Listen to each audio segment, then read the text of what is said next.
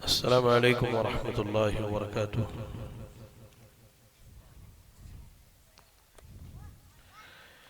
बिस्मिल्लाहिर रहमानिर रहीम व बिही नस्तईन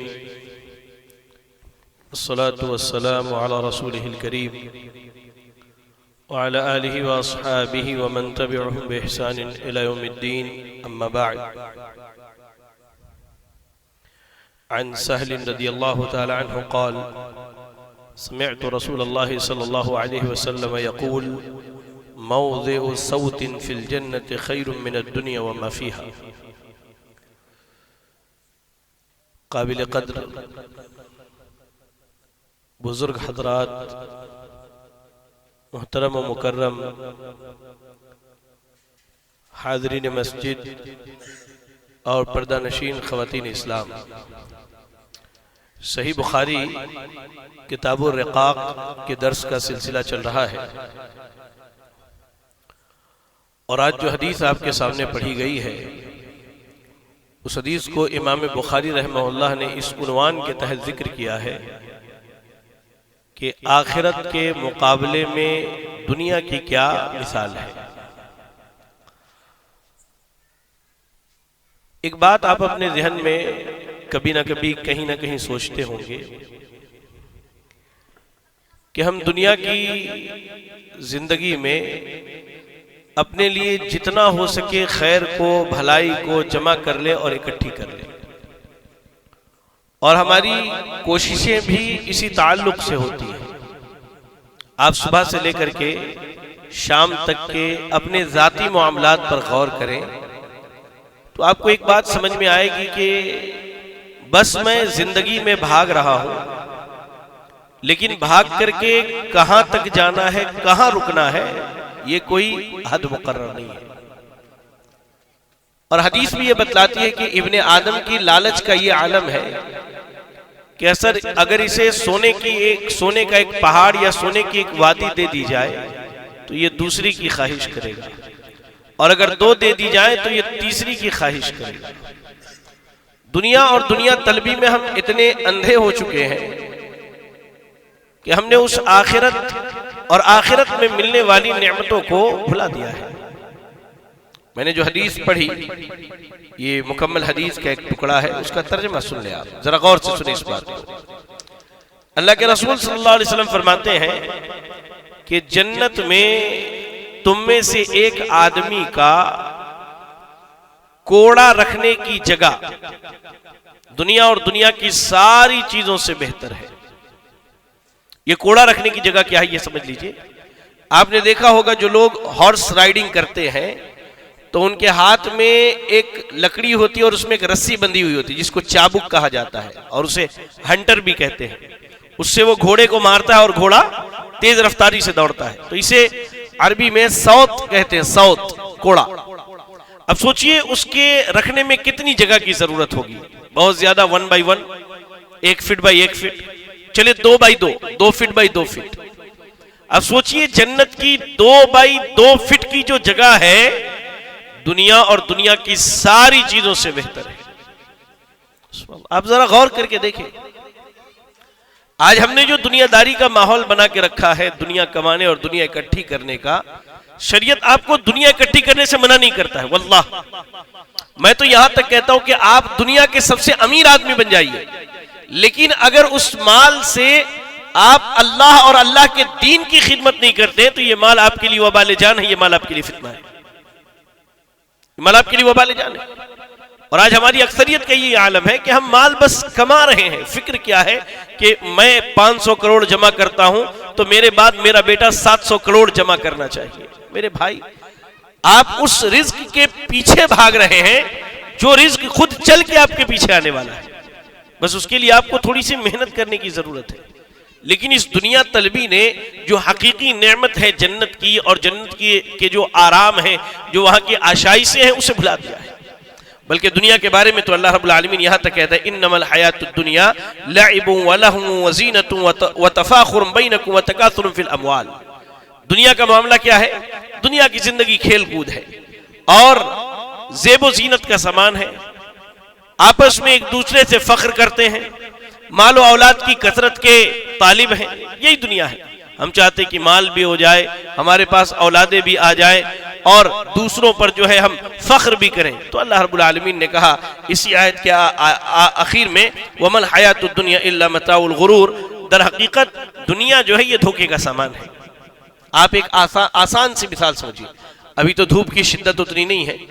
आप जब धूप की शिद्दत में नडियाड शहर के सड़कों पर घूमते हैं, बिल्कुल रोजे की हालत में है और एकदम टाइट, तकरीबन 45-46 डिग्री की गर्मी हो, आप अपने बाइक पर हैं या कार में हैं, तो रोड चलते आपको ऐसा महसूस होता है कि सड़क पर बहुत ज्यादा पानी गिरा हुआ है। लेकिन जब आप वहां पहुंचते तो वहां कुछ नहीं है। यही दुनिया की जिंदगी है। आपको नजर तो आता है कि बड़ी रंगीन है दुनिया, बड़ी रंगीन, बड़ी खूबसूरत है, इसमें ये भी है, इसमें ये भी है और ये भी चीजें हैं। जब आप इसके करीब पहुंचेंगे ना तो हाथ खाली रह जाएगा, कुछ नहीं आने वाली। जबकि अल्लाह के नबी सल्लल्लाहु अलैहि वसल्लम इरशाद फरमाते हैं कि हम दुनिया में रहकर जिस आखिरत को भुला बैठे हैं, जिस जन्नत की हमने परवाह छोड़ दी है, दुनिया की जिंदगी को ही जन्नत बनाने में जिस जन्नत को हमने भुला दिया है, अरे उस जन्नत में 2/2 की जगह जो है दुनिया और दुनिया की सारी चीजों से बेहतर है। अल्लाह अकबर। बाप फैसला कीजिए, आप खुद इस पर गौर करके देखिए कि क्या वाकई ऐसा मामला नहीं है कि आज कहीं ना कहीं जन्नत हमारे हाथों से, जिस तरह हाथ में रेत उठाइए तो वो सरक के थोड़ा थोड़ा गिरता रहता है, हकीकी जन्नत हमारे हाथों से वैसे ही सरक रहा है दुनिया तलबी के चक्कर में। दुनिया तलबी का ये आलम है, हराम हलाल हर चीज की तमीज छोड़ दिया हमने। हमारा मोटिव और हमारा मामला यही है कि माल आना चाहिए। अब वो किसी का हक मार, और हक मारने में भी सुभान अल्लाह मुझे ताज्जुब होता है। आप देखें, अब गौर करके देखें, इफ्तार के दस्तरखान पे आप बैठे हैं, वक्त अगर नहीं हुआ, अभी 2 मिनट बाकी है, तो आप कभी भी आधी खजूर तोड़ करके नहीं खाते हैं, क्योंकि आपको मालूम है कि अभी वक्त बाकी है। खजूर का एक टुकड़ा नहीं खाते, क्यों? अभी खाना आपके लिए अल्लाह ने हराम किया है, क्योंकि आप रोजे की हालत में। करोड़ों करोड़ रुपए के जायदाद रिश्तेदारों के हड़प कर लेते हैं आप। उस वक्त समझ में नहीं आता है कि अल्लाह रब्बुल आलमीन क्या इसके बारे में भी जवाब देना है।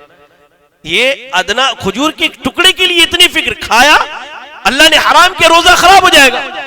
लेकिन दुनिया तलबी का ये आलम है, करोड़ रुपए के जायदाद, कभी भाई का हक, कभी बहन का हक, कभी रिश्तेदारों का हक, कभी पड़ोसी का हक, कभी कारोबार में किसी को धोखा देकर के ऊपर आए और कभी मामलात में लोगों के साथ धोखाधड़ी का मामला किया। उस वक्त समझ में नहीं आता। खजूर का एक टुकड़ा नहीं खाते, डर है कि अल्लाह की यहाँ पकड़ होगी। ये करोड़ रुपए जो हड़प कर गए, गबन कर गया, लोगों का हमने मार लिया, इसके बारे में कभी नहीं सोचा, इसके बारे में कभी नहीं सोचा। मैं आपको एक वाकया सुनाता हूं, बात मेरी तवील ना मुख्तसर। ताइफ के अंदर हमारे फैयाज भाई यहाँ मौजूद हैं, उनको मालूम है, ताइफ में वहाँ के जो जस्टिस है डॉक्टर राशिद मुफरी अशहरी, उन्होंने मुझे हाई कोर्ट में ट्रांसलेशन के लिए रखा था। अरबी से उर्दू, हिंदी, इंग्लिश, बंगला ट्रांसलेशन करता था। तो उनकी मस्जिद में एक वाकया पेश आया। एक अफगानी आदमी है और एक अरबी है। तो अफगानी और अरबी में मामला ये तय हुआ कि जो भी काम करेंगे, और ये बोरवेल डालते थे, जो भी काम करेंगे 50-50। लेकिन जब माल बहुत ज्यादा आ गया तो इस अरबी शख्स ने धोखा देकर के अफगानी को यह कहा कि मैंने तुम्हें नौकरी पर रखा था, एक बोरवेल के 3000 करके। तो उसने वो पैसे लौटा दिए। कहा कि नहीं, बात होती है। कहा कि मुझे अब तुमसे 1 रुपया नहीं चाहिए, मैं अल्लाह के यहां समझ लूंगा। दूसरे दिन, अब अल्लाह की मर्जी थी वो, दूसरे दिन उस अरबी आदमी को फालिज का असर हुआ। तीसरे दिन मस्जिद में दोबारा मीटिंग हुई, बुलाए गए, बिठाए गए। वो आदमी अफगानी आया वहां पर, और ये जो आदमी अरबी है सूटकेस में पैसे लेकर के आया था। वल्लाह सूटकेस में, मेरे निगाहों के सामने की बात है। आगे बढ़ा देगा तुम्हारा के, कहा नहीं मुझे अल्लाह क्या चाहिए, मुझे तुमसे दुनिया में नहीं चाहिए। तो याद रखें, ये वो मामलात है, कभी कभी अल्लाह दुनिया में ही सजाएं देता है, ये बताने के लिए कि आपने जुल्म किया है, दूसरों की इबरत और नसीहत के लिए। तो अल्लाह के वास्ते दुनिया की जिंदगी को जन्नत बनाने में, हकीकी जन्नत से हाथ न धो बैठिए मेरे भाइयों। और मैं अपनी बहनों से भी कहूंगा कि अल्लाह के वास्ते आप कोई ऐसा काम ना करें कि आपका शौहर या आपका भाई मजबूर हो जाए दूसरे का हक मारने पर, वरना आप इसके साथ जुर्म में बराबर की शरीक होंगी, जुर्म में बराबर की शरीक होंगे और अल्लाह के यहाँ आपकी भी पकड़ होने वाली है। मैं फिर कहूंगा, आधा खजूर सिर्फ इसलिए नहीं खाते कि अल्लाह ने इससे मना किया है, तो दुनिया तलबी में हराम हलाल की तमीज छोड़ करके बिल्कुल इतने दुनियादार बन जाते हैं कि वो ताकुलून तुरासा अकल लम्मा व तुहिब्बून अल माल हुब्बन जम्मा, चाहते कि सारा माल जमा कर ले, चाहे हलाल हो हराम हो। कभी इसके बारे में गौर कीजिए, कभी इसके बारे में फिक्र कीजिए। ऐसा ना हो कि दुनिया को जन्नत बनाने के मामलात में हकीकी जन्नत हमारे हाथ से निकल जाए। अल्लाह रब्बुल आलमीन हमें और आपको आखिरत की फिक्र करने और उसकी तैयारी करने की तौफीक अता फरमाए। अल्लाह ताला हमें दुनिया में रहकर आखिरत का तलबगार और आखिरत का कमाने वाला बना दे। आमीन व आखिरु दावाना अल्हम्दुलिल्लाहि रब्बिल आलमीन। जज़ाकुमुल्लाहु खैरन। इंशाअल्लाह तरावी के बाद जो है सवाल और जवाब का सेशन होगा।